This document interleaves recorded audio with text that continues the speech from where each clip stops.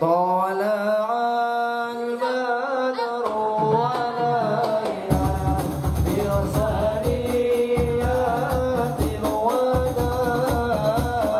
وجب الشكر علينا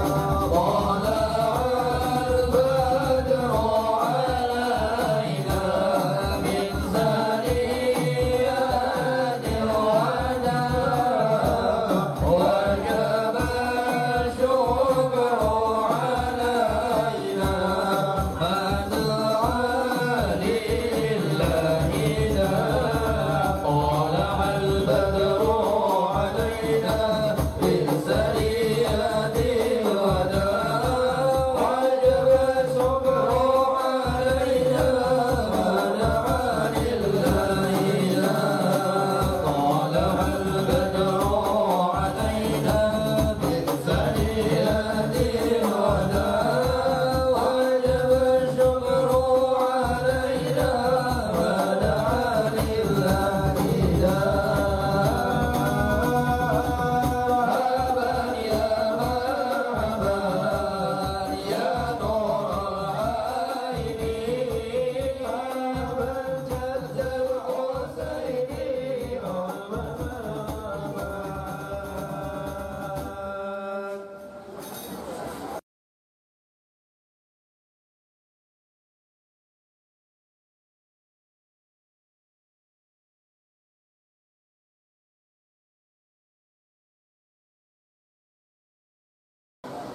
اللهم صل وسلم وبارك عليه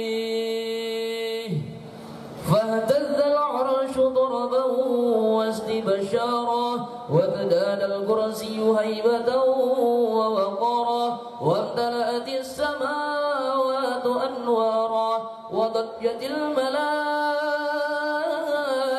تهليلا وتمجيدا واستغفارا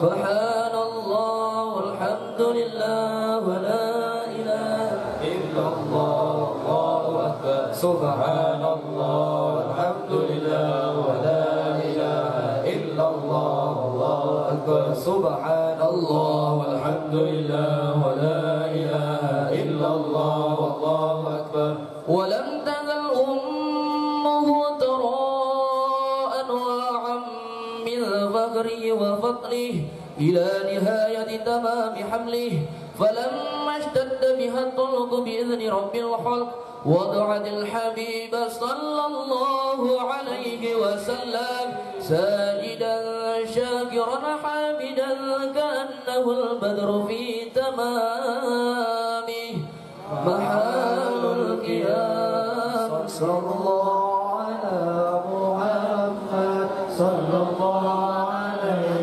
وسلم صلى الله على محمد صلى الله عليه وسلم يا نبي سلام عليك يا رسول سلام عليك يا حبيب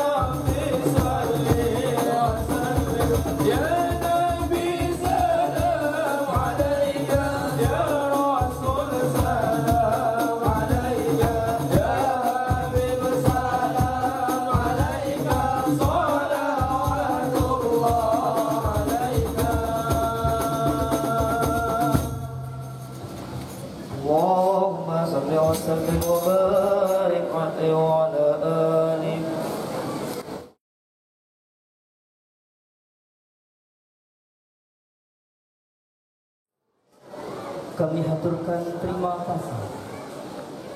Sadar akan rapuhnya jiwa dan raga ini tanpa siraman tausiah dan kalam-kalam hikmah, maka dari itu marilah kita dengarkan bersama mau'idatul hasanah sekaligus barakah doanya yang akan disampaikan oleh beliau Al-Habib Hasan bin Alwi Al-Idrus dari Solo. Kepada beliau waktu dan tempat kami persilahkan.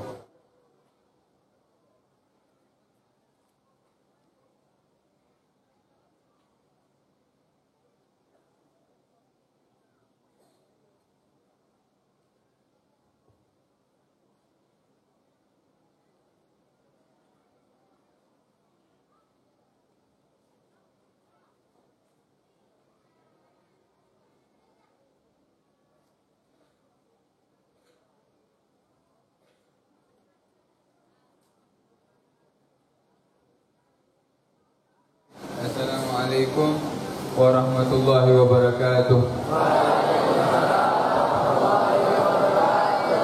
Alhamdulillahirabbil alamin wa bihi nasta'in ala umuri dunya waddin wa sallallahu wa sallama ala sayyidina Muhammadin khatamin nabiyyin wa ala alihi wa sahbihi ajma'in. Rabbi shrah li sadri wa yassir li amri wa hlul 'uqdatam min lisani yafqahu qawli. Amma ba'du. Alhamdulillah, nikmat yang sangat besar Allah berikan kepada kita pada siang hari ini, dikumpulkannya kita di hadapan atau di dalam hidangannya Kiai Hasyim Al-Asy'ari. Kita dikumpulkan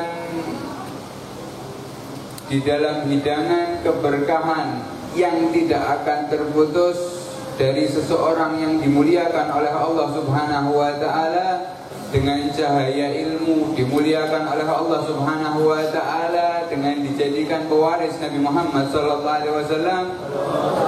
Beliau adalah Kiai Hasyim Asy'ari. Semoga Allah Subhanahu wa taala menerangi daripada kuburan beliau dan terus memberikan kepada kita keberkahan-keberkahan beliau. Amin ya rabbal alamin.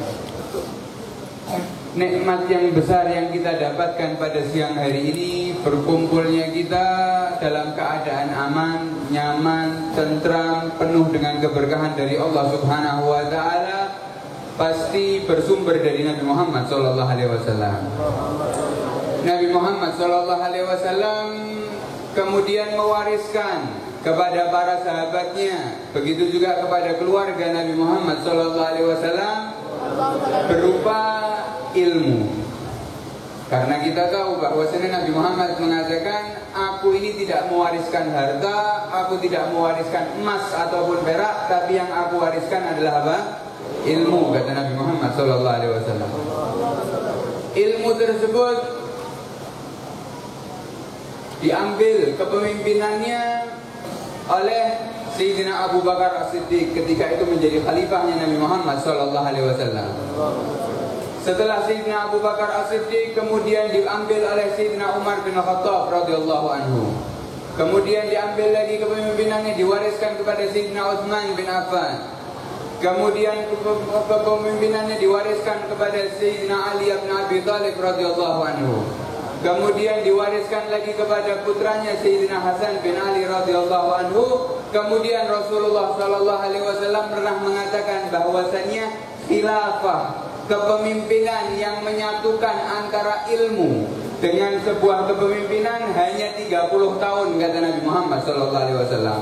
Khilafah setelah aku itu hanya 30 tahun, kata Nabi Muhammad sallallahu alaihi wasallam.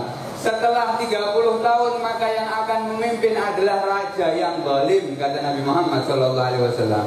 Sehingga 30 tahun setelah sepeninggal Nabi Muhammad sallallahu alaihi wasallam sudah diambil oleh Sayyidina Abu Bakar, Sayyidina Umar, Sayyidina Utsman, Sayyidina Ali. Kemudian 6 bulan terakhir diambil oleh Sayyidina Hasan bin Ali radhiyallahu anhu.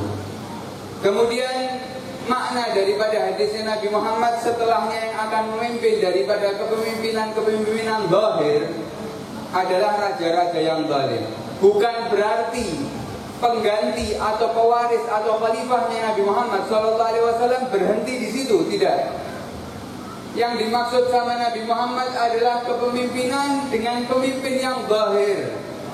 Itu bukan yang dimaksud oleh mereka atau bukan yang dituju oleh para ulama. Tapi Nabi Muhammad mengatakan bahwasanya mereka itu akan dipimpin atau pemimpinnya akan menjadi pemimpin yang zalim, akan tetapi orang-orang yang mewarisi sebagai pewarisku akan terus ada sampai hari kiamat, kata Nabi Muhammad SAW. Sehingga walaupun kepemimpinan daripada agama Islam sudah diambil oleh raja-raja atau khalifah-khalifah yang lainnya, Nabi Muhammad masih terus mengatakan bahwasanya akan terus ada orang-orang yang menjadi penggantiku, kata Nabi Muhammad SAW, nanti sampai hari kiamat. Yaitu diambil kepemimpinannya oleh Imam Ali Zainal Abidin. Imam Ali Zainal Abidin kita tahu bahwasanya beliau adalah cucu Nabi Muhammad SAW, seseorang tabi'in, orang yang mengumpulkan dari dua ilmu cahaya Nabi Muhammad, ilmunya daripada para sahabat, begitu juga ilmu daripada Ahlul Bait Nabi Muhammad SAW, dijadikan satu oleh Imam Ali Zainal Abidin. Imam Ali Zainal Abidin tidak memiliki kepemimpinan zahir. Imam Ali Zainal Abidin bukan seorang presiden. Imam Ali Zainal Abidin bukan seorang wali kota. Imam Ali Zainal Abidin bukan seorang yang memiliki jabatan ketika itu. Tapi dia memiliki jabatan sebagai penggantinya Nabi Muhammad SAW. Dia memiliki jabatan sebagai pewaris ilmunya Nabi Muhammad SAW. Dia memiliki jabatan sebagai pewaris daripada akhlaknya Nabi Muhammad SAW. Sehingga kepemimpinan ini mengungguli atau kemuliaannya lebih tampak dibandingkan pemimpin-pemimpin di zaman ketika itu. Pernah dikisahkan ketika Imam Ali Zainal Abidin ingin pergi tawaf di Ka'bah. Kemudian khalifah di zaman tersebut namanya Khalifah Hisam. Ketika Khalifah Hisam ini ingin tawaf juga, Khalifah Hisam ini ketika mau tawaf, dia dijaga oleh orang-orang daripada militernya, sehingga dia tawaf dalam keadaan sendiri, khusus tawafnya. Dijaga ketika itu dengan orang-orang sehingga tidak berkerumun. Akan tetapi ketika tiba-tiba Khalifah Hisam ini sedang tawaf, tidak lama kemudian umat Islam yang ketika tawaf ketika itu membukakan jalan tanpa diperintah. Membukakan jalan tanpa diperintah oleh satu sosok untuk seseorang yang bernama Imam Ali Zainal Abidin. Sampai Khalifah Hisam ini bingung, aku yang memiliki jabatan di sini, kenapa yang dimuliakan orang-orang seperti ini? Maka penyair daripada Khalifah Hisam mengatakan, apakah kau tidak mengenali orang ini? Orang ini adalah orang yang mewariskan daripada ilmu akhlaknya Nabi Muhammad SAW. Artinya apa? Artinya seseorang akan dimuliakan oleh Allah Subhanahu wa Ta'ala ketika dia masih mengharap dan memiliki daripada warisan Nabi Muhammad SAW yang berupa ilmu. Dan warisan ini bukan hanya berhenti sampai mereka, akan tapi terus turun menurun sampai di zaman beliau daripada Syekh Khalil Bangkalan, Mbah Khalil Bangkalan. Ketika itu beliau yang memegang daripada pemimpinan daripada khalifah penggantinya Nabi Muhammad SAW, yang mengambil daripada ilmu akhlak adabnya Nabi Muhammad SAW di zaman tersebut. Sehingga banyak ketika itu orang-orang berdatangan kepada beliau hanya untuk mengharap daripada ilmu dan keberkahannya dan mengambil daripada sanad yang jelas sampai kepada Nabi Muhammad SAW. Sampai kemudian setelah beliau diwariskan ilmu cahaya warisan tersebut kepada guru kita semua yang kita sanjungkan di tempat yang mulia ini, yaitu adalah Kiai Hasyim Al-Asy'ari. Dipegang daripada khalifah kepemimpinan oleh beliau. Beliau tidak memegang jabatan, beliau tidak memegang daripada sebuah titel A dan B, tapi yang beliau pegang adalah tongkat estafet dari Nabi Muhammad SAW. Apa yang mereka dapatkan ketika telah memegang daripada tongkat estafet Nabi Muhammad SAW? Maka apapun daripada niat dan tujuannya, Allah akan sebarluaskan dan keberkahannya. Walaupun orang tersebut sudah meninggal dunia, akan tetapi nama, ilmu, akhlaknya masih bisa kita rasakan sampai zaman sekarang. Bahkan kalau kita pikirkan, tidak ada ketika zaman Mbah Hasyim Al-Asy'ari ini ketika hidup tidak pernah terpikir untuk membuat pondok di pulau ini, membuat pondok di pulau ini, membuat pondok. Tidak pernah terpikir. Beliau tujuannya ketika mengajar, di Tebuireng sana, di Jombang sana. Beliau tujuannya ketika ngajarnya cuma sederhana beberapa santri ketika itu, tapi niat beliau mengatakan, ya Allah, aku ini mampu hanya seperti ini, tapi tolong sampaikan daripada ilmu yang aku sampaikan, yang aku wariskan, yang diwariskan oleh Nabi Muhammad kepada seluruh penjuru dunia, khususnya di negeri Indonesia ini, ya Allah. Itu niat daripada Mbah Hasyim. Ketika Allah Subhanahu wa Ta'ala melihat kejujuran daripada beliau yang setiap malam dipakai untuk tidak tidur, kemudian mendoakan daripada santri-santrinya, yang setiap siang hari tidak dipakai untuk hanya istirahat saja, tapi dipakai fokus untuk mengurusi daripada urusan masyarakat, umat. Pikirannya seperti pemikiran Nabi Muhammad SAW, bagaimana umat Islam di Indonesia semakin maju, semakin banyak, semakin kokoh, semakin solid. Ketika Allah melihat kejujuran daripada Mbah Hasyim Asy'ari dalam keinginan untuk menyebarkan luas ilmunya Nabi Muhammad SAW, maka walaupun beliau sudah meninggal dunia, Allah yang akan memegang daripada namanya dan akan menyebarkan daripada harum ilmunya ke seluruh daripada penjuru dunia. Dan ini sudah kita bisa saksikan dengan mata kepala kita sendiri. Kalau kita mau lihat orang yang lebih alim daripada Mbah Hasyim, di zaman beliau banyak. Orang yang lebih pintar banyak, orang yang lebih kaya banyak, orang yang lebih tinggi jabatannya banyak. Tapi kenapa kok yang diabadikan oleh Allah Subhanahu wa Ta'ala nama beliau? Kenapa kok yang diabadikan oleh Allah Subhanahu wa Ta'ala nama beliau? Karena beliau semasa hidupnya dipakai untuk apapun daripada kemaslahatan umat Islam, keinginan Nabi Muhammad SAW, sesuatu yang bisa membanggakan Nabi Muhammad, tubuhnya beliau wakafkan untuk khidmat kepada umat Nabi Muhammad SAW. Ketika beliau seperti itu dan memakai, mengorbankan apapun yang bisa beliau korbankan untuk umat Nabi Muhammad SAW, maka Allah Subhanahu wa Ta'ala pun akan memegang kendali untuk mengabadikan daripada namanya, mengabadikan daripada ilmunya, mengabadikan daripada akhlak-akhlaknya. Bahkan kita yang hidup di zaman sekarang, ketika mendengar daripada kisah sejarah hidupnya, ketika mendengar daripada kesungguhannya, ketika mendengar daripada ilmunya, sampai banyak termotivasi untuk terus belajar mencari ilmu dan ingin seperti daripada mereka orang-orang yang soleh, orang-orang yang soleh di hadapan Allah Subhanahu wa Ta'ala. Kemudian yang terakhir, kita melihat beliau Mbah Hasyim Asy'ari mengetahui, alim, paham di dalam segala daripada setiap bidang ilmu, baik daripada ilmu fikih, baik daripada ilmu sirah, baik daripada ilmu nahwu, baik daripada ilmu sharaf, baik daripada ilmu balaghah. Beliau mengetahui dan beliau paham jelas. Tapi kalau kita lihat daripada karangan kitabnya, beliau lebih mengunggulkan di dalam karangan kitabnya tentang urusan adab. Selain daripada kitabnya Ahlus Sunnah wal Jamaah yang beliau karang, beliau juga lebih mengunggulkan dan banyak ketika itu membaca dan mengarang tentang urusan perkara apa? Adab. Apa makna daripada ini? Kenapa beliau tidak mengarang saja urusan fikih saja? Kenapa tidak banyak mengarang daripada urusan nahwu saja? Kenapa tidak mengarang daripada urusan daripada sirah saja? Ternyata beliau mengetahui, beliau paham bahwasanya di negeri kita Indonesia ini tidak akan kekurangan ulama-ulama yang paham tentang ilmu fikih, tidak akan kekurangan. Beliau juga paham di negeri kita Indonesia ini tidak akan kekurangan ulama-ulama yang paham tentang ilmu nahwu, ilmu sharaf, ilmu sirah, dan yang lain-lain tidak akan kekurangan.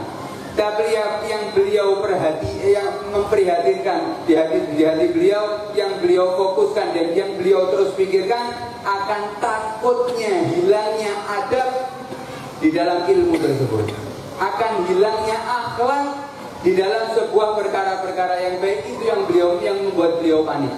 Itu yang membuat beliau takut, cemas akan banyaknya nanti ulama, akan banyaknya nanti santri, akan banyaknya nanti orang-orang yang saleh yang dia hanya mengedepankan ilmu saja tanpa mengedepankan apa? Adab.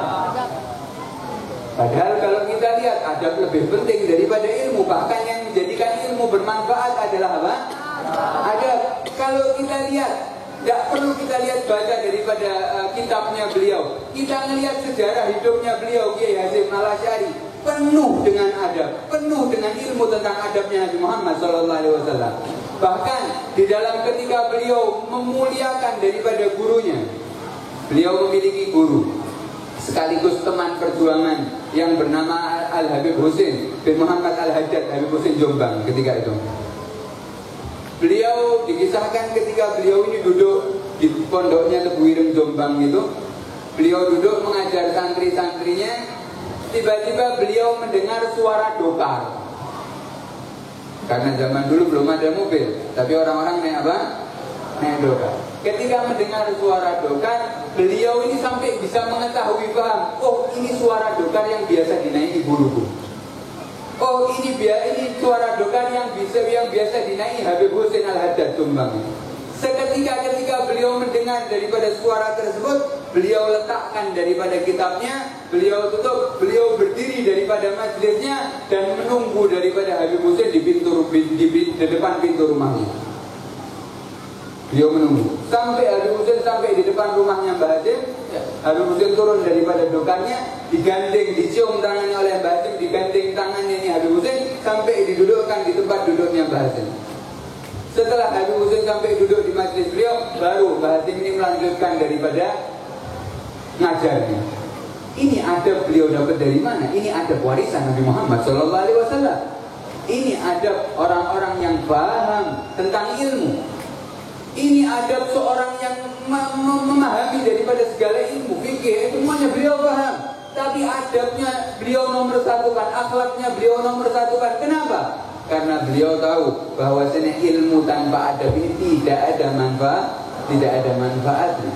Sampai beliau mengarang daripada kitabnya Adabul Alim wal Muta'alim, adab ketika kalian ini menjadi santri, dan begitu juga adab ketika kalian menjadi orang yang alim. Bukan berarti santri saja yang harus beradab, tidak, tapi orang-orang yang sudah berilmu, orang-orang yang sudah mengajar, orang-orang yang sudah berdakwah pun, kata Mbah Hasyim Al-Asy'ari, butuh sekali yang namanya adab. Maka ayo dengan keberkahannya Nabi Muhammad di siang hari yang mulia ini, dengan keberkahan majelis kita pada pagi hari, pada siang hari ini, ayo mulai sekarang kita fokuskan terhadap diri kita, bagaimana memperbaiki dan meningkatkan daripada kualitas adab kita.